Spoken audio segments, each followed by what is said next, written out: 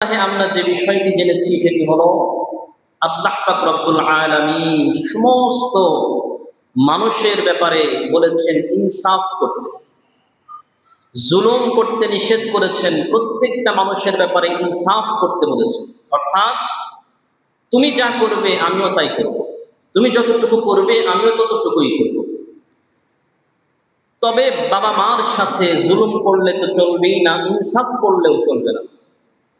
বাবা মার সাথে করতে হবে। আল্লাহ তাআলা বলেন ওয়াসাইনাল ইনসানা বিওয়ালিদাইনি ইহসানা, বাবা মার সাথে ইহসান করতে হবে। ইনসাফ করলেও চলবে না, জুলুম তো করাই যাবে না, ইহসান করতে হবে। ইহসান কি? ইহসান হলো বাবা মা আমার সাথে যতটুকু করেছে তার চাইতে বেশি, কিছু হলেও বেশি আমাকে করতে হবে, এটা হলো ইহসান। একজন মানুষ আমার সাথে যতটুকু করেছে তার চাইতেও বেশি করা, এটা হলো ইহসান। একজন যদি আমার সাথে খারাপ আচরণ করে তাহলে তার সাথে ভালো আচরণ করা, এটা হলো ইহসান। তো আল্লাহ তাআলা বললেন তোমার বাবা মার সাথে ইহসান করতে হবে। তোমার বাবা মা তোমার জন্য যতটুকু কষ্ট সহ্য করেছে তোমার তার চাইতে বেশি সহ্য করতে হবে, এটা হলো ইহসান। তোমাকে যতটুকু ভালোবেসেছে তার চাইতে বেশি ভালোবাসতে হবে, এটি হলো ইহসান। তোমার পিছনে যত অর্থ সম্পদ খরচ করেছে তার চাইতে বেশি খরচ করতে হবে, এটা হলো ইহসান। আল্লাহ তাআলা বললেন ওয়াকাদা রাব্বুকা আল্লা তা'বুদু, আমি আল্লাহর ইবাদত করার পরে সবচেয়ে গুরুত্বপূর্ণ দায়িত্ব কাজ তোমাদের জন্য যেটি, সেটি হলো ওয়াকাদা রাব্বুকা আল্লা তা'বুদু ইল্লা ইয়াহু ওয়া বিল ওয়ালিদাইনি ইহসানা, তোমার বাবা মার প্রতি ইহসান করা, এটা আমি আল্লাহর ইবাদতের পরে সবচেয়ে গুরুত্বপূর্ণ কাজ হলো তোমাদের জন্য। এখন আল্লাহ তাআলা আমাদের পরবর্তীতে আয়াতের পরের অংশে আল্লাহ তাআলা আমাদের কাজগুলো করে দিচ্ছেন। তবে ইহসান করা বাবা মায়ের প্রতি এটি আমাদের পক্ষে সম্ভব না, কারণ বাবা মা যে কষ্ট সাধন করেছে সেটি আমাদের পক্ষে সম্ভব না। এজন্য আল্লাহ তাআলা বাবা মার জন্য 14টা হক আল্লাহ তাআলা সন্তানের জন্য বলে দিয়েছেন। বাবা মায়ের এই 14টা হক যদি কোনো সন্তান আদায় করে তাহলে সেই সন্তান ইহসান করার দায়িত্ব পালন করে ফেলবে। আল্লাহ তাআলা আমাদের জন্য সহজ করেছেন। সেই 14টা হক আমরা জানবো। 7টা হক হলো বাবা মা জীবিত অবস্থায়, যাদের বাবা মা জীবিত এখনো আছে তারা আমরা এই 7টা হক আদায় করি কিনা সেটি দেখতে হবে। যদি না করি তাহলে যত নামাজ, যত রোজা, হজ, যাকাত যত চাই করি না কেন আল্লাহর সামনে বাবা মায়ের হকের জন্য দাঁড়াতে হবে, এবং আমাদের এই সব আমলগুলো আস্তে আস্তে শেষ হয়ে আমাদের গুনাহ পাহাড় মাথায় নিয়ে জাহান্নামে চলে যেতে হবে। এই জন্য আজকে আমরা জানবো বাবা মার জীবিত অবস্থায় 7টা হক। তার ভিতরে 1 নাম্বার হক হলো বাবা মার প্রতি শ্রদ্ধা জ্ঞাপন করা, সম্মান করা, শ্রদ্ধা করা, এটি হলো বাবা মার হক। 1 নাম্বার শ্রদ্ধা করা, সম্মান করা। কেমন সম্মান? একজন অফিসে যখন চাকরি করে সেই অফিসের বসকে শ্রদ্ধা করতে হয়, সম্মান করতে হয়। এখন শ্রদ্ধা সম্মান করে কেউ যদি গালিগালাজ করে তাহলে অফিসের চাকরি কি থাকবে? থাকবে না। শ্রদ্ধা করতে গিয়া কেউ যদি তুই তুকারি কথা বলে তাহলে কি সেই শ্রদ্ধা আর সম্মান হলো? হলো না। তাহলে অফিসের বসের সাথে সম্মান শ্রদ্ধা কিভাবে দেয়? তার সাথে মাথা নিচু করে কথা বলে, উঁচু আওয়াজে কথা বলা যাবে না, আবার তুই তুকারি করে কথা বলা যাবে না। সর্বোচ্চ যেটা সম্মানী না শব্দ, আপনি শব্দ ব্যবহার করে কথা বলতে হবে। আবার নাম ধরে ডাকলেও হবে না। বসকে যদি কেউ নাম ধরে ডাকে তাহলে তার চাকরি থাকে না। তাকে সম্মান দিয়ে কথা বলতে হবে, তাকে স্যার বা এ জাতীয় সম্মান দিয়ে কথা বলতে হবে। তো সম্মান, সর্বপ্রথম শ্রদ্ধা সম্মানের সাথে কথা বলতে হবে। 1 নাম্বার হক বাবা মায়ের। 1 নাম্বার হক হলো বাবা মার সাথে সম্মান শ্রদ্ধা দিয়ে কথা বলতে হবে, শ্রদ্ধা সম্মান দিতে হবে, শ্রদ্ধার সাথে তাদের সাথে ব্যবহার করতে হবে। এখন তাহলে বাবা মার নাম ধরে ডাকা যাবে না, এটি শ্রদ্ধা হয় না, সম্মান হয় না। তুই তুকারি কথা বলা যাবে না, আপনি সর্বোচ্চ সম্মান দিয়ে কথা বলতে হবে। বাবা মার আওয়াজের সামনে নিজের আওয়াজ যেন কখনো বড় না হয়, উচ্চ আওয়াজে কথা বলা যাবে না, ধমক দিয়ে উচ্চ আওয়াজে, কারণ বসের সামনে কেউ উচ্চ আওয়াজে কথা বলে না। তার বাবা মাকে সম্মান শ্রদ্ধা করতে হবে, এক নাম্বার বাবা মায়ের হক, তাদের সামনে সম্মান করতে হবে, শ্রদ্ধা করতে হবে। অফিসের বসকে যেমন শ্রদ্ধা করেন, সম্মান করেন, তেমনি বাবা মাকেও সম্মান করতে হবে, শ্রদ্ধা করতে হবে। দুই নাম্বার হক, বাবা মাকে মহাব্বত করতে হবে, ভালোবাসতে হবে, অন্তরের অন্তঃস্থল থেকে মহাব্বত করতে হবে, ভালোবাসতে হবে। এখন শ্রদ্ধা আর মহাব্বত, ভালোবাসার ভিতরে পার্থক্য কি? অফিসের বসকে শ্রদ্ধা করে, মহাব্বত করে না, ভালোবাসে না। কেন? অফিসের বসকে দেখবেন আর সামনে আসলে অনেক অনুনয় বিনয়, অনেক শ্রদ্ধা করে কথা বলে, স্যার স্যার বলে ফেনা তোলে। কিন্তু অফিসের বস যখন চলে যায়, তার পিছনে তার অনেক গীবত গাইতে থাকে, তার অনেক দুর্নাম করতে থাকে। কেন? কারণ তার প্রতি শ্রদ্ধা আছে, সম্মান আছে, কিন্তু মহাব্বত আর ভালোবাসা নাই। এখন বাবার প্রতি ওই সম্মান থাকলে হবে না, বাবার সামনে শুধুমাত্র সম্মান শ্রদ্ধা দেখাইতেছি, চলে গেছে, বাবার পিছনে আবার আমরা ষড়যন্ত্র করতেছি, বাবার পিছনে বিভিন্ন কথা বলতেছি, দুর্নাম করতেছি না। মহাব্বত থাকতে হবে, শ্রদ্ধাও থাকতে হবে, মহাব্বত থাকতে হবে। মহাব্বতটা কেমন থাকতে হবে? আল্লাহ তাআলা বলেন ইহসানান, তোমার প্রতি তোমার বাবা মায়ের যে মহাব্বত ভালোবাসা ছিল, সেই ভালোবাসা তার চাইতেও কিছুটা হলেও বেশি ভালোবাসা তোমার থাকতে হবে। তাহলে আমার প্রতি আমার বাবা মায়ের কেমন ভালোবাসা ছিল। আল্লাহ মুসলমান ভাইরা, আমার কথাগুলি খুব ভালো করে বুঝবেন। একজন সন্তান যখন একজন মায়ের গর্ভের ভিতরে আসে, আসার সাথে সাথে সেই মা তার সন্তানকে মহাব্বত করা শুরু করে, ভালোবাসা শুরু করে। এই ভালোবাসা কেমন ভালোবাসা? এই ভালোবাসার জন্য মা খাবার দাবার পর্যন্ত কন্ট্রোল করে ফেলে। সারা রাত্রি ঘুম হয় না, মা ভারী কোনো কাজ করে না, মা কখনো হাঁটাচলা করতে গেলেও সাবধানতার সাথে হাঁটাচলা করে। কেন কেন কেন? পেটের ভিতরে সন্তান এসেছে, সন্তানের কি স্বার্থ, কোন স্বার্থে মা এত কেয়ার করছে? কোন স্বার্থ নয়, একমাত্র কেবলমাত্র শুধুমাত্র মহাব্বত আর ভালোবাসা। কথা বলেন ঠিক কিনা? মুসলমান ভাইরা আমার, শুধুমাত্র কেবলমাত্র তাই নয়, একটা কিতাবের ভিতরে পড়লাম, একজন মা তার সন্তান জন্ম দেওয়ার সময় যেই কষ্ট অনুভব হয়, যেই কষ্ট স্বীকার করেন, এই সন্তানের প্রতি যদি তার মহাব্বত আর ভালোবাসা না থাকতো, তাহলে সেই মা সন্তানটা জন্ম নেওয়ার সাথে সাথে তার কষ্টের কারণে সন্তানটাকে ওই জায়গায় গলা টিপে হত্যা করে ফেলতো। কিন্তু বাস্তবে কি হয়? এত কষ্টের পরে যখন সন্তানটা জন্ম নেয়, সন্তানের চেহারা দিকে তাকায়া মা শুধু একদিনের নয়, সারা 9 মাসের সমস্ত কষ্ট মুহূর্তের ভিতরে ভুলে যায়। কথা বলেন ঠিক কিনা? কেন কেন? কারণ কি? কারণ একটাই, মহাব্বত ভালোবাসা। এই কেমন মা, কেমন মহাব্বত! একটা ঘটনা, 2-3 দিন আগের একটা ঘটনা আমি আপনাদেরকে শোনাই। 2-3 দিন আগে ফেসবুকে একটা ঘটনা দেখলাম যে একজন মা অনেক দিন হলো সন্তান হয় না, ডাক্তারের কাছে গিয়েছে, ডাক্তার বলেছে সন্তান নিলে অনেকটা রিস্ক হয়ে যাবে, জীবনের রিস্ক হয়ে যাবে। তারপরেও মায়ের মন মানে না, সন্তান নিবে, শেষ পর্যন্ত সন্তান নিল। সন্তান নেওয়ার পরে দীর্ঘ 9টা মাস পার হয়ে গেল। 9 মাস পরে যখন ডাক্তারের কাছে গেছে, যখন ডেলিভারির সময় এসেছে, ডাক্তার চেক আপ করে তাকে জানাইয়া দিল, তার আত্মীয় স্বজন সবাইকে ডেকে জানাইয়া দিল যে মা এবং সন্তান, তাদেরকে তো আগেই নিষেধ করা হয়েছিল যে সন্তান নিলে তাদের জীবনের ঝুঁকি বেড়ে যাবে। তারপরেও সন্তান নিয়েছে। এখন আমাদের সামনে একটা মাত্র অপশন খোলা আছে, সেটি হলো হয়তো সন্তানকে বাঁচানো যাবে, আর না হয় মাকে বাঁচানো যাবে।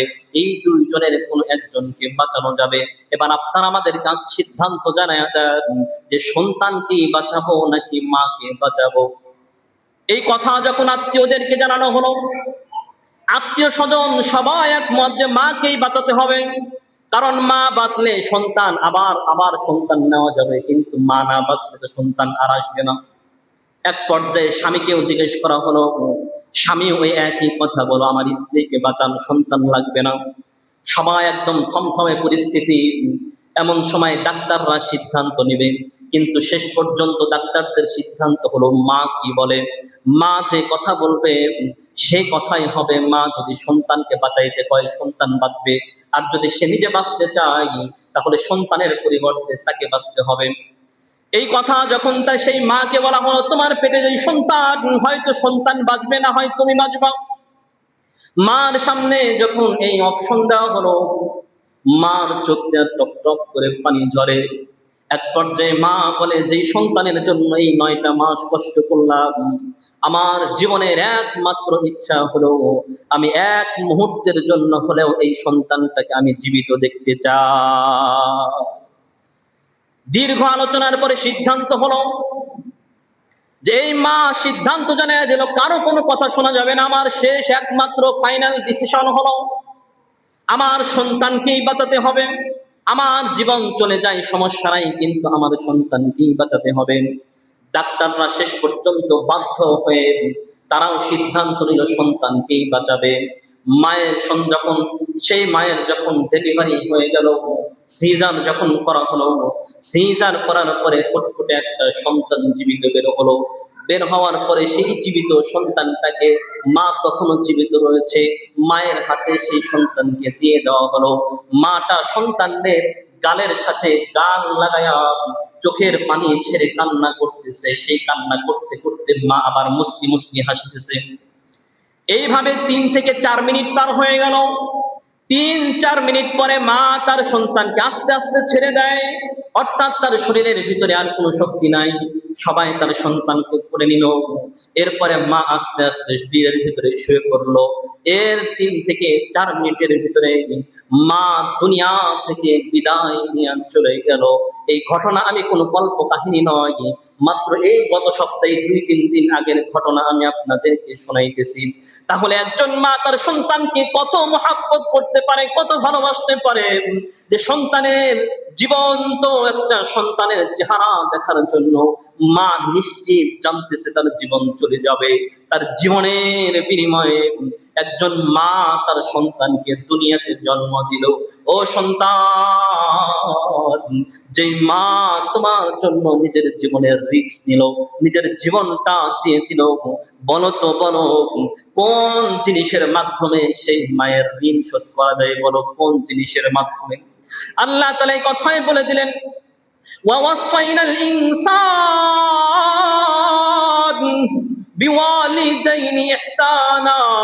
হ্যাঁ মানুষ, শোনো শোনো শোনো, আমি আল্লাহর ইবাদতের পরে তোমাদের একমাত্র কাজ হলো বাবা মার প্রতি ইহসান করবা। তোমার বাবা মা তোমাকে যতটুকু মহাব্বত করেছে, ভালোবেসেছে, কিছুটা হলেও তার চাইতে বেশি মহাব্বত করতে হবে, ভালোবাসতে হবে। এবার চোখটা বন্ধ করে বুকে হাত দিয়ে একটা বার চিন্তা করে বলেন তো, যে আমরা কয়জন আমার বাবা মার হক, ইহসান, মহাব্বত, ভালোবাসা আমার বাবা মার চাইতে কিছুটা হলেও বেশি আদায় করেছি, মহাব্বত করি, ভালোবেসি? এমন কয়জন মানুষ পাওয়া যাবে? এমন মানুষ পাওয়া দুনিয়ার ভিতরে বড় কঠিন। বলেন, কথা বলেন ঠিক কিনা? এই জন্য মুসলমান ভাইরা রে আমার, মা বাবার হক 2 নাম্বার হলো মহাব্বত করতে হবে, ভালোবাসতে হবে। মা বাবা যতটুকু ভালোবেসেছে তার চাইতেও বেশি মহাব্বত করতে হবে, ভালোবাসতে হবে। 3 নাম্বার হলো মা বাবার হুকুম মানতে হবে। মা বাবার কোনো হুকুমকে অমান্য করা যাবে না। সেই হুকুম যদি শরীয়ত মোতাবেক হয়, আর যদি শরীয়তের বিরুদ্ধে হয়, মা বাবা যদি শরীয়তের বিরুদ্ধে কোনো কাজ করতে বলে তাহলে সেটা মানা যাবে না। তাহলে মা বাবার হুকুম মানতে হবে। 3 নাম্বার, মা বাবার হুকুম মানতে হবে। 4 নাম্বার হলো মা বাবার খেদমত করতে হবে, মা বাবার সেবা করতে হবে। এর গুরুত্ব কত বেশি! এক সাহাবী বিশ্ব নবী সাল্লাল্লাহু আলাইহি ওয়াসাল্লামের সামনে উপস্থিত, বিশ্ব নবীকে ডাকতে বলেন, ইয়া রাসূলুল্লাহ, ইয়া হাবিবাল্লাহ, আমি জিহাদে যেতে চাই, কারণ জিহাদ একটা ফরজ বিধান। নামাজ যেমন ফরজ, রোজা যেমন ফরজ, হজ যাকাত যেমন ফরজ, না তেমন জিহাদ এটা একটা ফরজ বিধান। তো সাহাবী বিশ্ব নবীকে ডাকতে বলেন, ইয়া রাসূলুল্লাহ, ইয়া হাবিবাল্লাহ, আমি জিহাদে যেতে চাই, শহীদ হতে চাই, শাহাদাত বরণ করতে চাই। যে ব্যক্তি আল্লাহর রাস্তায় জিহাদ করে শহীদ হয়, শহীদ হওয়ার সাথে সাথে তার বিনা হিসেবে জান্নাতের পারমিশন হয়ে যায়, জান্নাতের ফয়সালা হয়ে যায়। তো সে বলে আমি জিহাদ করে শহীদ হতে চাই। বিশ্বনবী জবাব দিলেন, হে আমার সাহাবী, তোমার বাবা মা কি জীবিত আছে? বলে বাবা তো নাই, তবে মা জীবিত আছে, বৃদ্ধা মানুষ, মা বাড়িতে আছে। বিশ্বনবী সাল্লাল্লাহু আলাইহি ওয়াসাল্লাম ওই সাহাবীকে ডাকতে বলে, হে সাহাবী, যাও যাও, বাড়িতে চলে যাও, তোমার জিহাদ করার দরকার নাই, তুমি বাড়িতে চলে যাও, তুমি তোমার মায়ের খেদমত করো। সাহাবী নাসরবান্দা জিহাদ করবে, কারণ জিহাদ করলে অনেক সওয়াব, অনেক ফায়দা, অনেক লাভ হবে, বিনা হিসেবে জান্নাতে যাওয়া যাবে।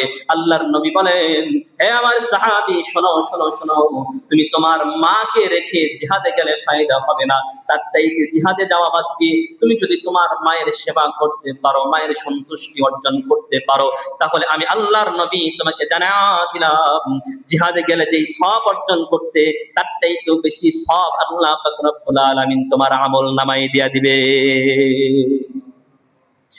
মুসলমান ভাইরা রে আমার, শুধুমাত্র কেবলমাত্র তাই নয়, বিশ্বনবী সাল্লাল্লাহু আলাইহি ওয়াসাল্লাম বলেন, যেই ব্যক্তি মা বাবার খেদমত করে না, যার প্রতি মা বাবা সন্তুষ্ট হয়, আল্লাহ পাক রব্বুল আলামিন বলেন, হাদিসে কুদসির ভিতরে আল্লাহ পাক রব্বুল আলামিন বলেন, হে বান্দা, শোনো শোনো শোনো, মা বাবার সন্তুষ্টি হলো আমার সন্তুষ্টি। অর্থাৎ আমাকে সন্তুষ্ট করতে চাইলে মা বাবাকে সন্তুষ্ট করবা, আর যদি তোমার প্রতি তোমার মা বাবা অসন্তুষ্ট থাকে, তাহলে আমি আল্লাহ তোমার প্রতি অসন্তুষ্ট থাকবো। তাহলে মা বাবার সন্তুষ্টি আমার সন্তুষ্টি, আল্লাহর সন্তুষ্টি, আর মা বাবার অসন্তুষ্টি হলো আল্লাহর অসন্তুষ্টি।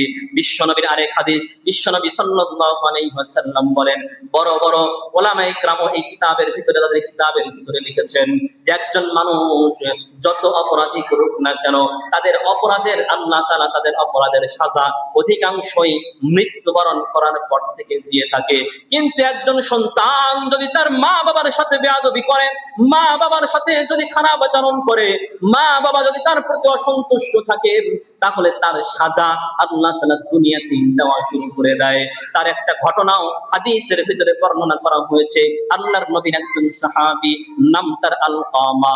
আলকামা একজন সাহাবীর কথা বলছে, আল্লাহর নবীর সাহাবী, সারা জীবন আল্লাহর নবীর সাথে থেকেছে, নামাজ রোজা সব আদায় করেছে, জিহাদ পর্যন্ত করেছে। তাহলে আল্লাহর নবীর একজন সাহাবী আলকামা মৃত্যু শয্যায় শায়িত, সাহাবায়ে কেরাম চতুর্দিকে তাকে ঘিরে ধরেছে। মৃত্যু শয্যা একদম অন্তিম মুহূর্তে সবাই তাকে কালিমা পড়ার জন্য চেষ্টা করতেছে, কিন্তু হাই, আলকামার জবান থেকে কালিমা তো বের হয় না। আল্লাহর নবীর সাহাবী, অথচ তার জবান থেকে কালিমা বের হয় না।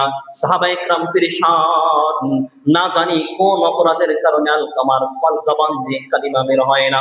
একজন সাহাবী দৌড়ায় বিশ্ব নবীর কাছে গেলেন, ইয়া রাসূলুল্লাহ, ইয়া হাবিবাল্লাহ, আপনার একজন সাহাবী, নাম তার আলকামা, মৃত্যু শয্যায় শায়িত, কিন্তু তার জবান দিয়ে কালিমা বের হয় না।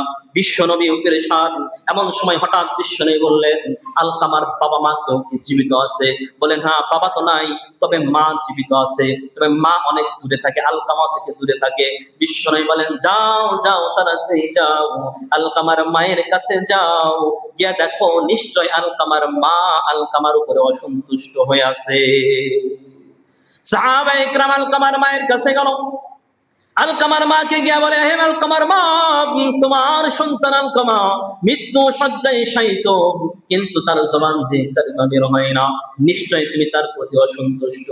মাও স্বীকার করে, হ্যাঁ, আমি আমার সন্তানের প্রতি অসন্তুষ্ট, কিন্তু মাও ক্ষমা করতে চায় না।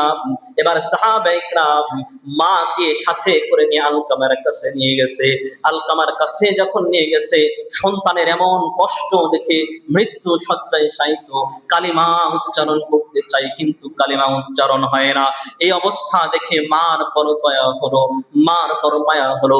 মা তখন বলল, হে আলকামা, যাও যাও যাও, তুমি যা অপরাধ করেছো আমি মা তোমার সব অপরাধ গুলাকে আমি মা তোমার ক্ষমা করে দিলাম। মুসলমান ভাইরা রে, আমার কথাগুলি খুব ভালো করে বুঝবেন। মা যখন ক্ষমা করে দিল, এই কথা বলার সাথে সাথে আলকামার জবান দিয়ে কালেমা উচ্চারণ হওয়া শুরু হয়ে গেল। কালেমা পড়তে পড়তে পড়তে পড়তে আলকামা দুনিয়া থেকে বিদায় নিয়ে চলে গেল। এর মাধ্যমে বিশ্ব নবী আমাদেরকে মেসেজ দিলেন যে, হে উম্মতেরা, শোনো শোনো শোনো, যে মা বাবার সাথে খারাপ আচরণ করবা, মা বাবা যদি অসন্তুষ্ট থাকে তাহলে শুনে রাখো, দুনিয়ার ভিতরে অনেক শাস্তি হবে। তার ভিতরে এক নাম্বার শাস্তি হলো মৃত্যুর সময় তোমার যত চেষ্টাই করো না কেন, তোমার জবান দিয়ে কালেমা উচ্চারিত হবে না। একজন সাহাবী, তার জবান দিয়ে যদি কালেমা উচ্চারণ না হয় তাহলে আমি কোন পর্যায়ে আছি, আমার কি অবস্থা হবে। এই জন্য সাবধান, মা বাবার খেদমত করা, মা বাবার সেবা করা। এই কিছুদিন আগে ভারতের পাকিস্তানের একটা ঘটনা আমি আপনাদেরকে শোনাই, সময় তো কম, সংক্ষিপ্ত আকারে আমি আপনাদেরকে ঘটনাটা শোনাই। যে আল্লাহ তাআলা দুনিয়াতেই মা বাবার সাথে বেয়াদবি করলে দুনিয়াতেই তার শাস্তি দিয়া এরপরে আল্লাহ তাআলা তাকে কবর নেয়। এর বাস্তব একটা ঘটনা আমি আপনাদেরকে শোনাই। পাকিস্তানের আল্লামা তারেক জামিল দামাত বারকাতুহুম, তার একটি গ্রন্থ রয়েছে, চোখে দেখা কবরের আযাব। এই গ্রন্থের ভিতরে তিনি ঘটনাটা উল্লেখ করেছেন। পাকিস্তানের একজন মা, তার একজন মেয়ে, তার যখন বিয়ে হলো, বিয়ে হওয়ার পর একটা সন্তান হলো, সন্তানের বয়স যখন 3 থেকে 4 মাস, তখন তার স্বামী মারা গেল। মুসলমান ভাইরা, আমার কথাগুলি খুব মনোযোগ দিয়ে বোঝার চেষ্টা করবেন। এই মা যখন 3 মাসের সন্তান নিয়ে যখন স্বামী মারা গেল, এই সন্তান নিয়ে সে মায়ের বাড়িতে গেল। বাবার বাড়িতে কিছুদিন থাকার পরে বাবা মা জোরাজুরি করলো তার বিবাহ দেওয়ার জন্য, কিন্তু না, ছোট্ট সন্তান কষ্ট হবে, এই জন্য সে বিবাহ করার জন্য রাজি হলো না। কিছুদিন যাওয়ার পরে বাবা মা সবাই বিরক্ত হয়ে তাকে ঘর থেকে বের করে দিল। ছোট্ট একটা সন্তান নিয়ে সে যখন রাস্তায় রাস্তায় ঘুরে, ঘুরতে ঘুরতে একটা বাড়িতে কাজ পেল, সেই বাড়িতে কাজ করে আর সন্তানকে বড় করে। এইভাবে আস্তে আস্তে সন্তানটা যখন বড় হয়ে গেল, মা এবং সন্তান দুইজন কাজ করে করে তাদের সংসার পরিচালিত করে। এক পর্যায়ে সন্তান বিয়ের সময় হয়ে গেল, মা সন্তানকে বিয়ে করালো। বিয়ের কিছুদিন পর থেকেই মা এবং তার স্ত্রী অর্থাৎ বউ শাশুড়ির ভিতরে ঝগড়া শুরু হলো।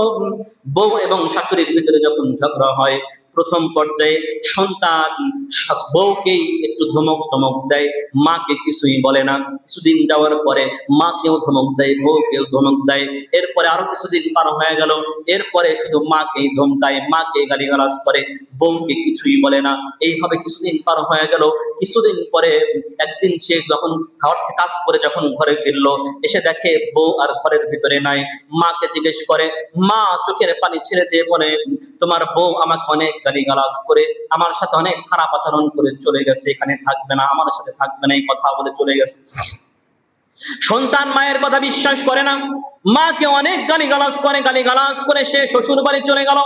শ্বশুর বাড়ি যাওয়ার পরে বউকে যখন নিয়ে আসবে, বউ আসবে না। তখন বউ আসবে না আসবে না, শেষ পর্যন্ত বউ শর্ত দিল, আমি শর্ত আছে যে তোমার সাথে আমি সংসার করতে পারি। বলে কি শর্ত? বলে শর্ত হলো, আমার সাথে তোমার মা যে খারাপ আচরণ করেছে এর বিচার তোমাকে করতে হবে। বলে কি বিচার করতে হবে বলো? বলে তোমার মাকে মারতে হবে, তোমার মাকে যদি মারো তাহলে আমি তোমার সাথে যাব। সন্তান বলল ঠিক আছে, স্বামী বলল ঠিক আছে, চলো তোমার এই শর্ত আমি মেনে নিলাম। শর্ত মেনে সে তার স্ত্রীকে সাথে নিয়ে বাড়িতে আসলো। বাড়িতে আসার পরে মাকে ডাক দিল, ডাক দিয়ে বিভিন্ন গালিগালাজ করতে করতে এক পর্যায়ে মায়ের উপরে হাত উঠালো। এক পর্যায়ে মাকে মারতে মারতে আহত করে ফেললো, রক্তাক্ত করে ফেললো। এরপরে কিছুদিন পর পরে মাকে মারে, বউয়ের কথায় মাকে মারে। এইভাবে চলতে চলতে একদিন আবার বউ চলে গেল, মায়ের সাথে ঝগড়া করে চলে গেল। এই পর্যায়ে মাকে এসে দেখে, বাড়িতে এসে দেখে বউ নাই। মাকে জিজ্ঞেস করে, মা ওই আগের কথাই বলে, এলাকার সব মানুষ দেখেছে সে আমার সাথে বড় দুর্ব্যবহার করেছে, আমার গায়ে হাত উঠিয়েছে। এরপরে সে তার বাবার বাড়িতে চলে গেছে। ছেলে বিশ্বাস করে না, মায়ের গায়ে আবার হাত উঠালো। এবার হাত উঠায় সে চলে গেল আবার শ্বশুর বাড়িতে, সেই স্ত্রীকে নিয়ে আসার জন্য। স্ত্রীকে যখন নিয়ে আসতে যাবে, স্ত্রী বলে না না আমি যাব না, তবে যেতে পারি, আজকে আমার একটা ফাইনাল শর্ত রয়েছে, এই শর্ত যদি তুমি মানো তাহলে আমি কেবলমাত্র তোমার সাথে সংসার করব, অন্যথায় সংসার করব না।